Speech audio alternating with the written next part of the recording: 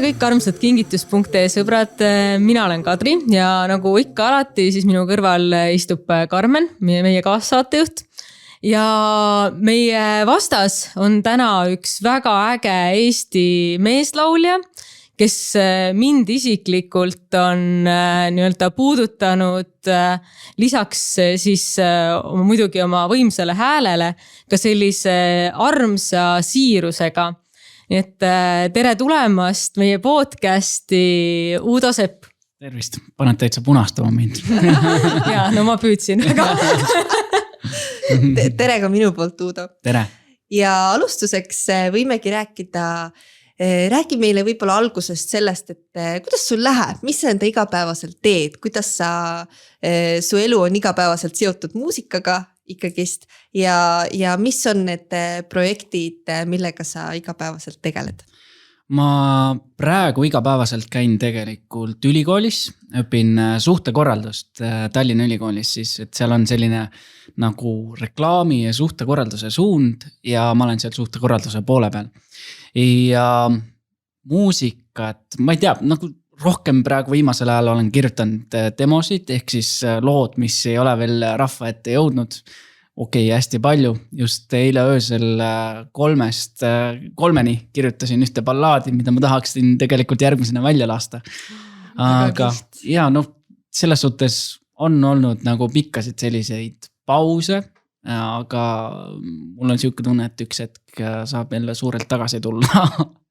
Ja ei muidugi, ja ma arvan, et see võib-olla selles muusikamaastikul ongi täiesti vist tavaline, et nagu käib niimoodi lainetena, et vahepeal on see, oled kogu aeg pildis, siis vahepeal võtad natuke aja maha, et sa saad ka just sellele loovtööle aega panustada, eks, ja ka ise võib-olla hinge tõmmata, sest et kui teil on vist see kõrghooaeg, siis teil on vist nagu üks esinemine ajab teist taga ja selline väga tempo, eks. Loometööle nagu väga aega ei jää. Ja eks ta nii on jah, et tegelikult praegu ma olen aru saanud, et iga lugu, mis ma järjest rohkem nagu hingest ja südamest kirjutan, seda nagu paremaks see kõik läheb ja ma nii väga tahaksin juba rahva ette tulla nende lugudega. Nii tore, me juba kõrvad kinkis tahaksime väga. Aga on sul kohe küsingi, et midagi lähiajal tulemas, mida kõik saaksid siin kõrva taha panna märkmikutesse üles kirjutada?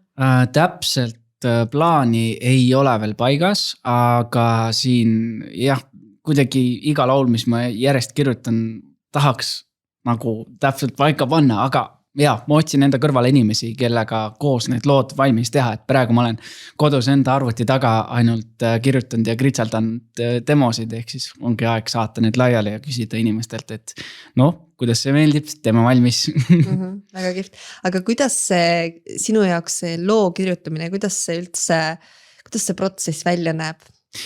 Alguses, kui ma alustasin nii-öelda üksinda kirjutamist, siis mul võttis see tohutult palju aega, sellepärast, et ma keskendusin hästi sellistele pisidetailidele ja kohe loo algusest, nii et üks lugu võttiski, ma ei tea, mitu nädalat kirjutamisaega, aga praegu ma olen aru saanud, et kõige tähtsam on alguses siis saada meloodia paika, siis salm ja refrään, ehk siis mitte keskenduda nendele pisidetailidele, nii saavad kõik need paremad lood kõige paremini valmis, ehk siis kui see inspiratsiooni nagu voog tuleb, siis see tavaliselt kestabki kuskil 3-4 päeva, siis tuleb kiiresti kirjutada üles kõik need ideed, vaata, et kui sa oled selles loos sees ja sa reaalselt tunned neid tundeid, mida sa tahad edasi anda, siis kõige tähtsam on need kiiresti paberile ja üles siis arvutisse saada.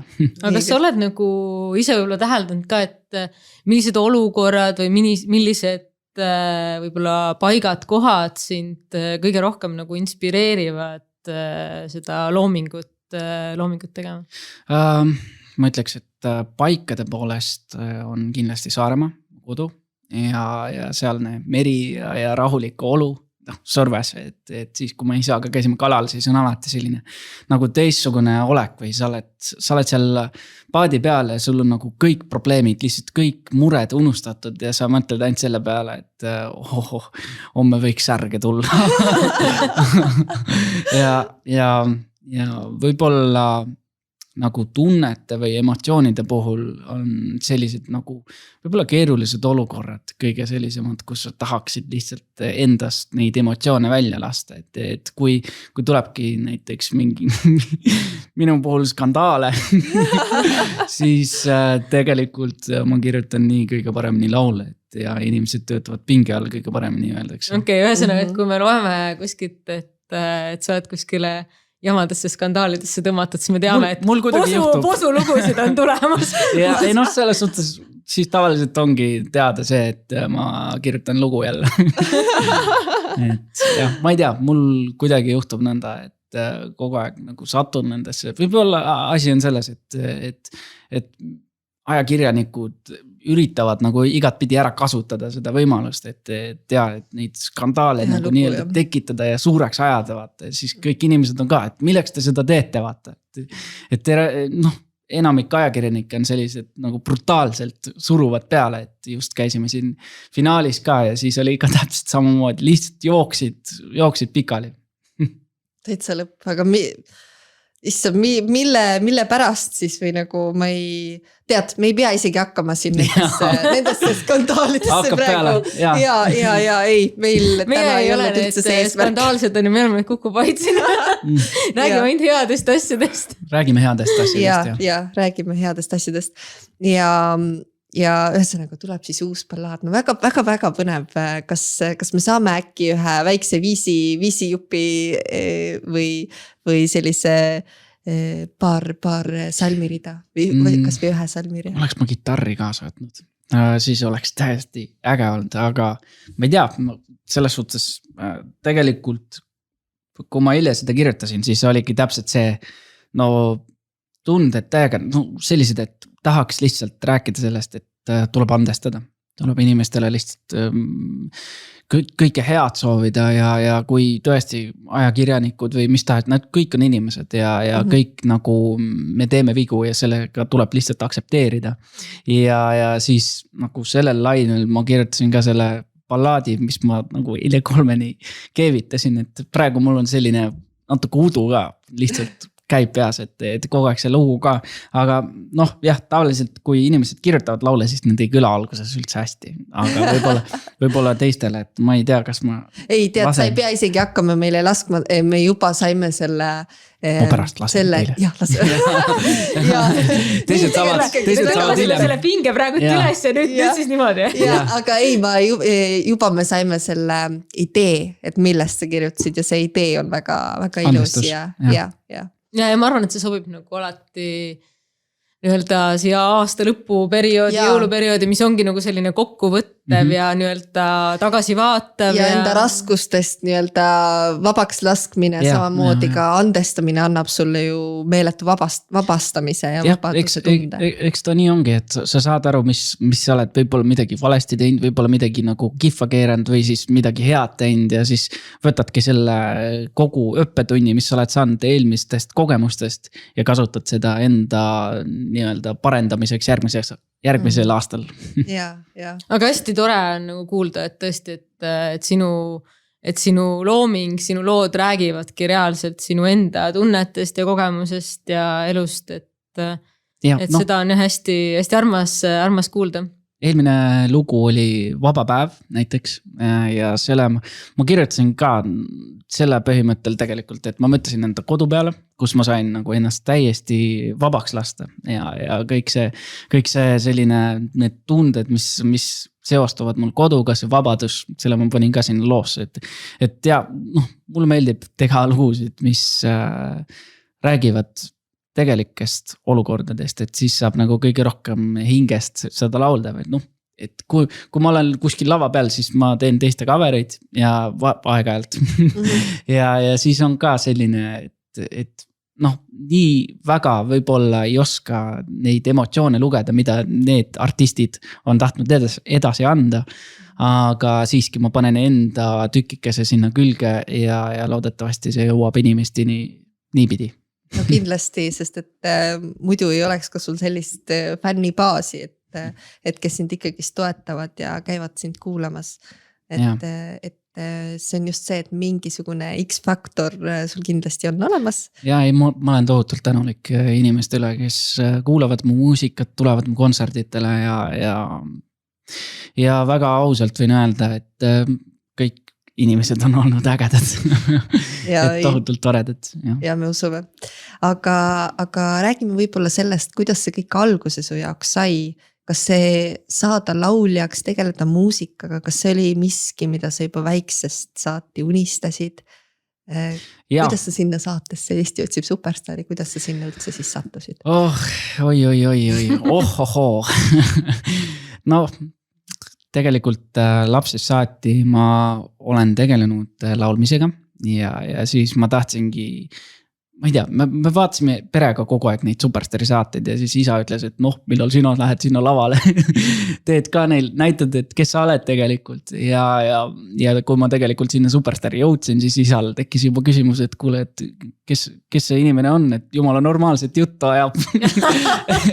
Et Olav Osaline on see inimene, kes siis paneb neid saate tekste kokku ja siis isa läkski Olavi juurde ja küsis Olavi käest, et kuule, et kas tõesti nagu sa kirjutasid Uudole ka need tekstid ette, et kuidas ta nii normaalset juttu ajab. et jah, tegelikult ei kirjutanud. et ma ise enda peas mõtlesin, aga lapsest saati ma olen tegelenud muusikaga.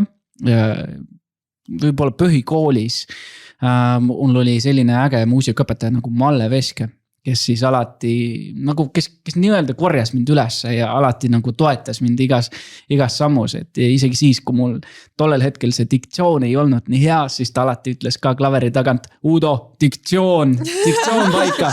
Ja siis ma nagu, ma nagu üritasin ja andsin endast kõike, sellepärast, et laulmine on alati olnud mulle nagu hästi hingelähedane ja hästi nagu südamele nagu true asi, mida ma tahan teha ja kui ma nagu, mul see nagu jääb külge kuskilt saatest, ma kuulsin. Ja siis see nagu. Kui ma sattusin gümnaasiumisse. Juhuslikult. Läks õnneks. Läks õnneks.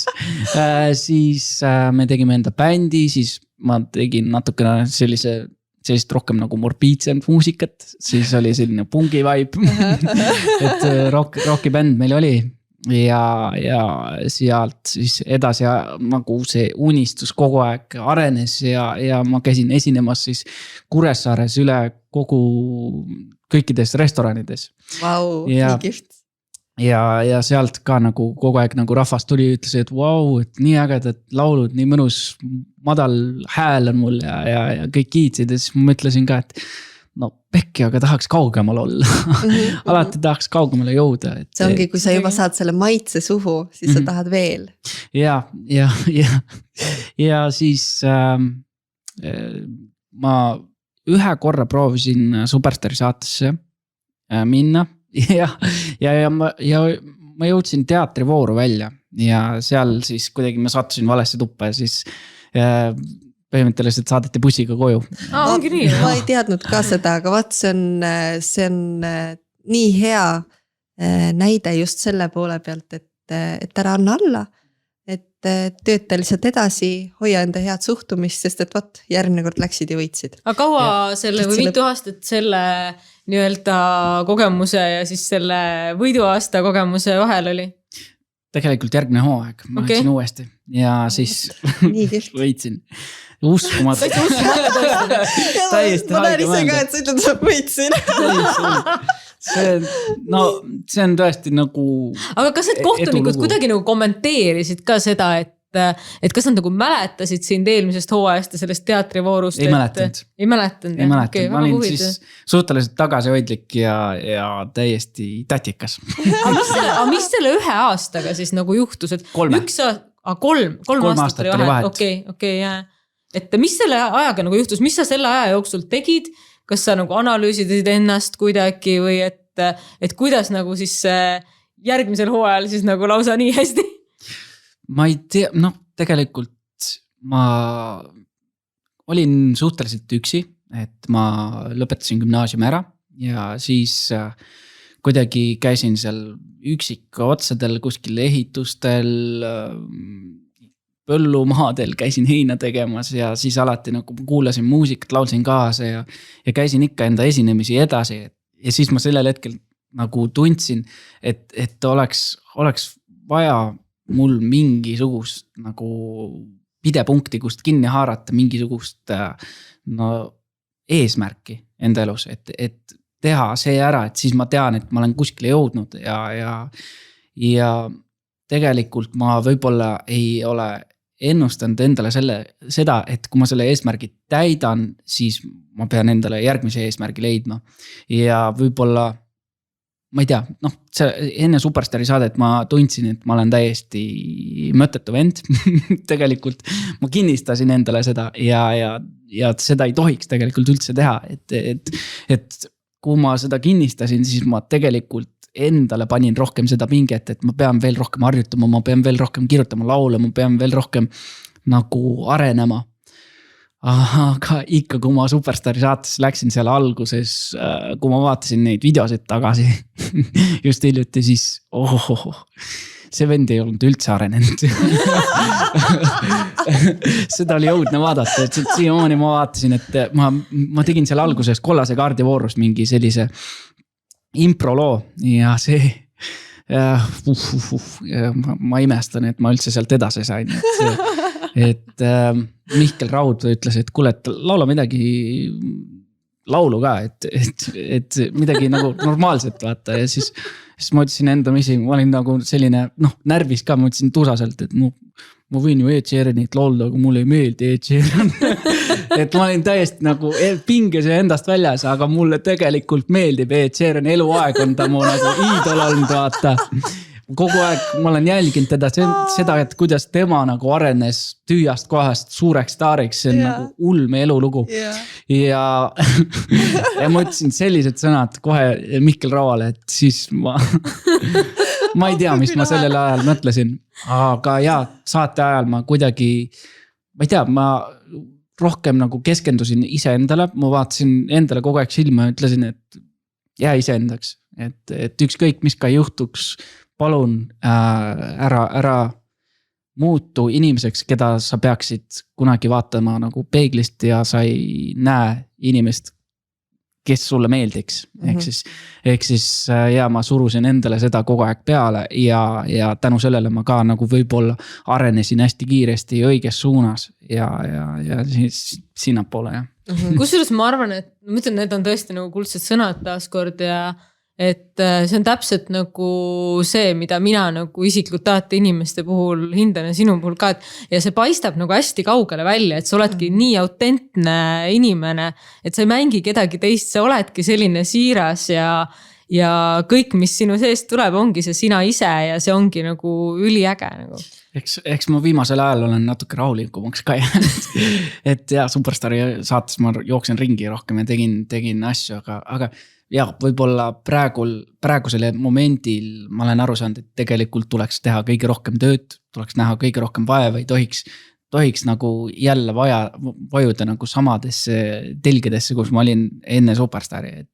Et võib-olla ma enda sisimas praegu hetkel, kui ma ei ole nagu neid laule välja andnud, mis ma olen kõik kirjutanud saatle põhja, siis tekib tunne see, et ma oleks nagu enda võimalused käest ära lasknud, aga tegelikult see ei ole nii, vaata, et see ongi see igapäevane võitlus ise endaga, et kus sa nagu üritad endale selgeks teha, et sa suudad, sa saad hakkama, aga teine kord sa lihtsalt ei jõua sinna peegli ette ja siis tekivad need halvad mõtted, et pekki küll, et kas tõesti ma ei saa hakkama siin maailmas.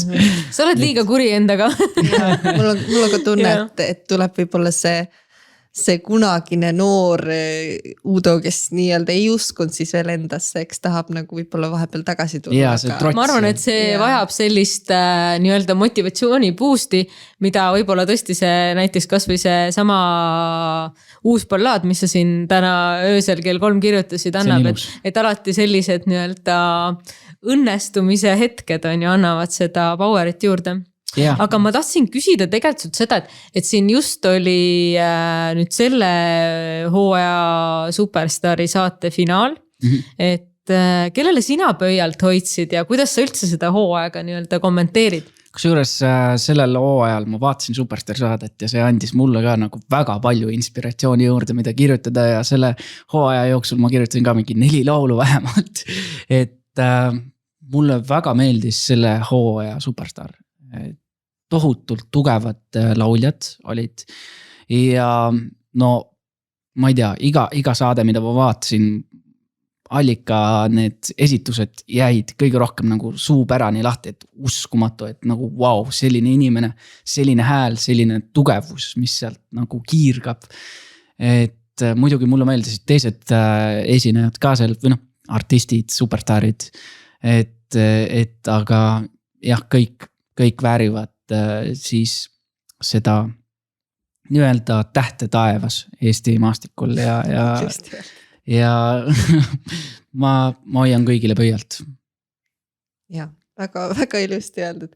Ja sinu eelnevale jutule ma tahan veel lisada, et kui sa ütlesid, et jää iseendaks, et see oli su see eesmärk seal saatesse olles, et siis ma olen täitsa kindel, et see on ka üks põhjusi, miks sul see võit tuli, sest et see kumas nii läbi, et sa olidki selline nagu 2 jalaga maa peal ja isegi kui sulle võis vahepeal tunduda, et kõik, mis siin ümber toimub ja kõik see suur publik ja kui mitmed tuhanded inimesed kõik su poolt helistavad või helista, see pressure ja nii edasi, mis seal kõik toimus, et siis ikkagist sa olid nagu selline ikka samamoodi puhas, siiras, heatahtlik inimene, kes lihtsalt teeb seda asja, mida ta armastab.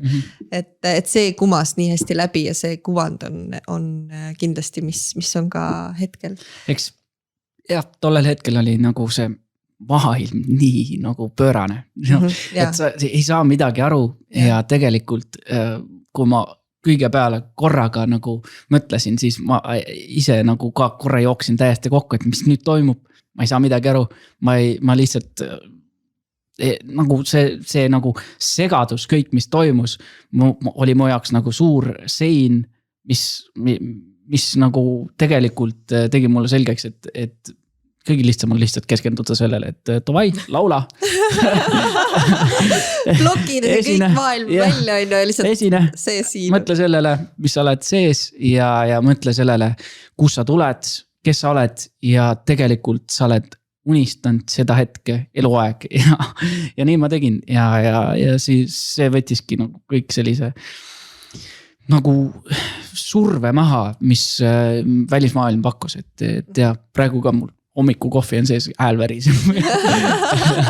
Meiega ei ole mingit survet. Ja, aga... See on hommiku kohvist, ma luban teile.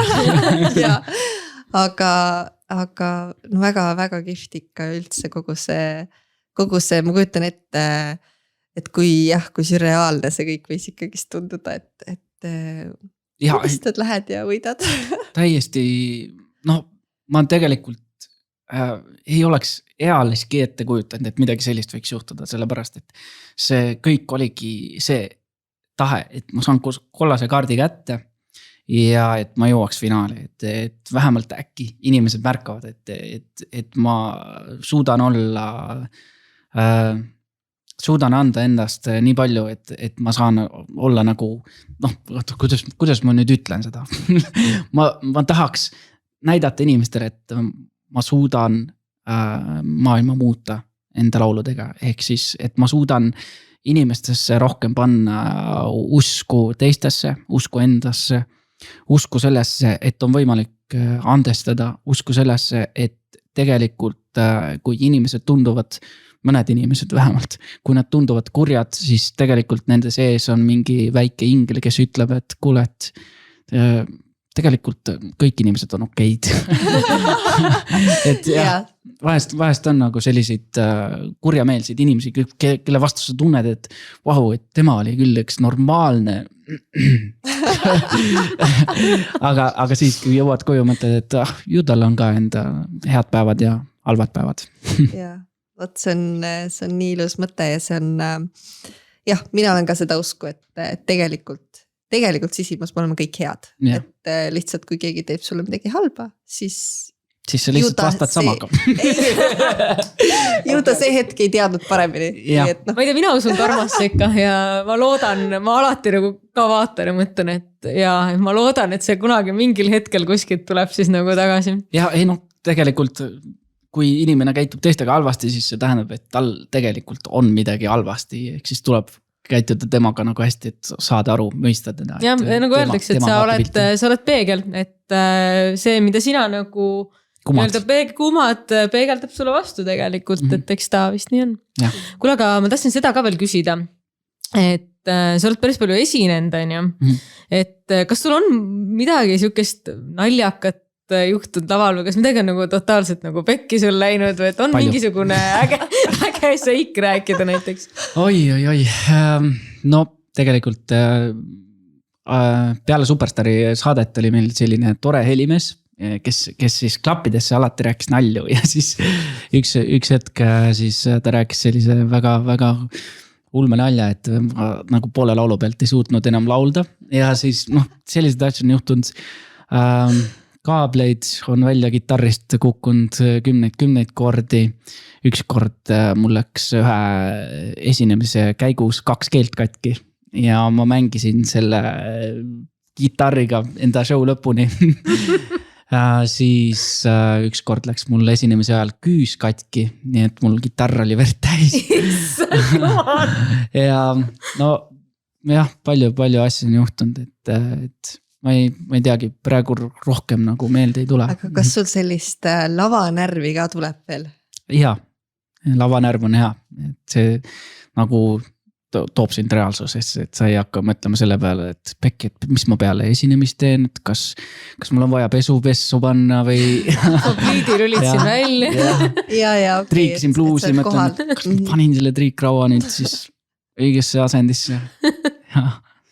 See kus juures ma just kuulasin ühte intervjuud Adeliga, kes ütles ka, et temal on ka meeletult siiamaani, et on meeletult suur lavanärv ja et see on ainult kasuks. Üks kord, nüüd mul tuli meelde, üks kord mul oli nii hull lavanärv peale Superstaari saadet, mul oli hääl tegelikult suhteliselt katki aasta aega, et mul oli hästi selline nagu kilehääl või nagu selline, ma ei suutnud kontserdi anda selliseid, kus ma oleks endaga rahul olnud.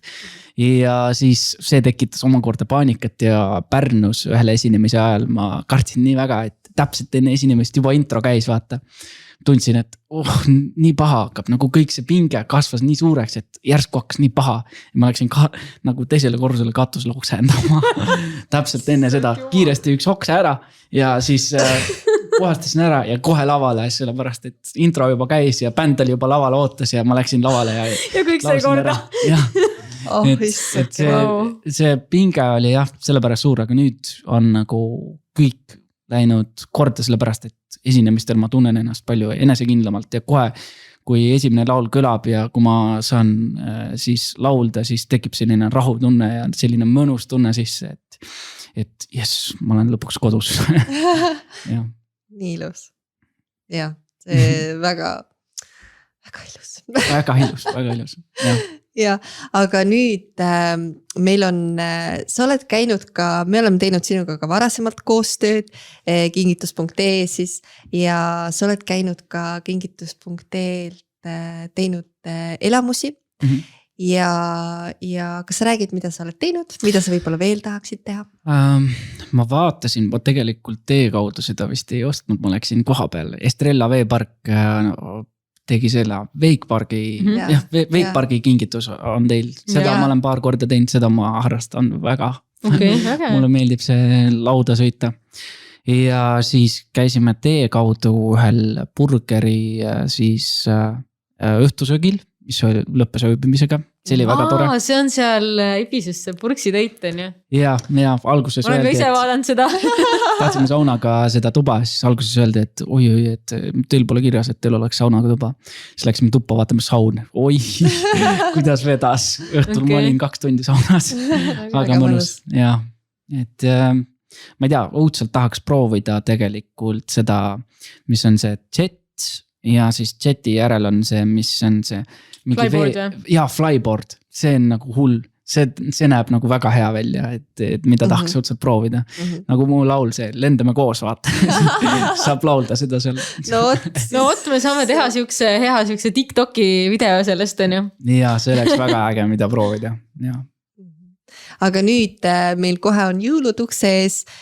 Kas sa ise oled selline, et sulle meeldib kingitusi teha, kas sa teed siis kingid mingit elamust või kingid mõnda asja või mis sul tavaliselt traditsiooniks on? No lastele sobivad kõige paremini asjad ja aga ma olen seda meelt, et elamus on tohutult hea kingitus, et inimesed ikkagi elavad ühe korra ja kui nad saavad elus läbi proovida mitu elamust, siis elu lõpuks nad saavad öelda, et ma olen ikka elanud ka, mitte niisama kodus istunud.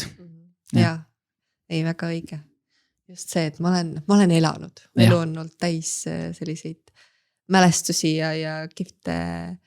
Põnevaid hetki, et jah, selles suhtes ma ise tahan ka täpselt samamoodi elada, et kui ma ikka vanana siis mõtlen tagasi, siis ma mõtlen selle üle, et see elu oli ikka fantastiliselt äge ja mul on ikka tore olnud. Ja ma olen ka mõelnud, et siis kui ma vanem olen, et siis ma mõtleks tagasi, et jumal tänatud, et mul oli seda julgust, et seda ma proovin nagu praegusel ajal ka siis mõelda, et ole ikkagist julge, et kõik mis sa teed, et sa hiljem kahetsed muidu. Ja ma tuletan sulle meelde seda, Karmen, järgmisel aastal, kui sa seda langevaru hüpet lähed tegema, mida sa siin kõigil oled suure suuga lubad. Kusjuures mul on täpselt see, et ma mõtlen selle peale, et okei, mitu inimest tänu sellele ära suri.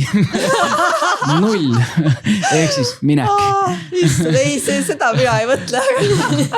Et jah, see on mul nagu alati töötanud. No võtta, alati on selline asi ka nagu saatus, on ju. Et millesse ma ise ka usun, nagu, et kui sul ongi nagu väga kehv saatus, on ju, siis selle vastu ei saa. See on lihtsalt saatuse teema on olnud, on ju. Et eks siin, liiklus on ka meil väga karm, on ju. Seda küll, et tegelikult 10 korda võid enne liikluses surma saada, kui langevar hüppes, nii et ära muretsi. Nüüd ma olin veel pingelisema. Sa oled siuke jumala ideaalne müügimees meile, et ära muretse. Ja, tegelikult on kõik hästi, selles suhtes ma ise käisin ka langevar hüppes, aga ma olen 2 korda tandemit käinud ja nüüd pidime üksi ka minema, aga see suvi ei jõudnud, et seda ma tegelikult kartsin kõige rohkem. Et mina kardan ka väga kõvasti, aga ja tandemit samamoodi. Lihtsalt tandemis oli mul see kindlus, et üks inimene on taga, tema hoolitseb kõige eest, ma lihtsalt lendan. Ja see on selles mõttes mugav et võtab seda pinget veits nagu maha.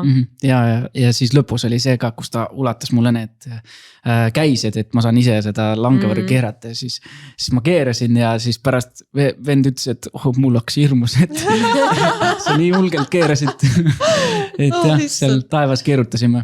Ja, väga kihvt. Aga tegelikult see ongi õige, et kõik inimesed kardavad, aga lihtsalt mõned on need, kes lähevad ja teevad ära. Ja, täpselt, et soovitan kõigil, kui keegi tunneb, et midagi nagu tahaks teha, aga samas ei julge, siis kõige lihtsam ongi nagu endale meelde tuletada, et tegelikult peale seda elamust sa oled veel ägedam inimene. Ja ma arvan, et eks see ongi nagu see, et kui, ma arvan, et neid inimesi on nagu üpriski vähe, kes nagu lähevad siis, sõidavad selle lennukiga sinna üles ja siis mõtlevad, et vahet pole mingi pärast panen kartulit keema ja siis praegu tüppan välja. Et see ongi see pinge ja adrenaliin ja ma arvan, et see ongi nagu see, mis kui meil ei oleks nagu seda, siis me ei mäletaks, siis sa ei räägiks sellest elamusest nagu täpselt. Siin mitu aastat hiljem. Et need on need, mis tekitavadki mälestusi ja mis jäävad meelde. Ja mulle endale meeldib väga palju reisida ja alati need jutud, kui on midagi nagu koha peal midagi juhtunud, kas mul on mingid asjad ära varastunud, olen politseiautos kuskile sõitnud. Et just need asjad on need, mida ma alati pärast teistele räägin ja mis mul on nagu 10 aastat hiljem on ka nagu meeles.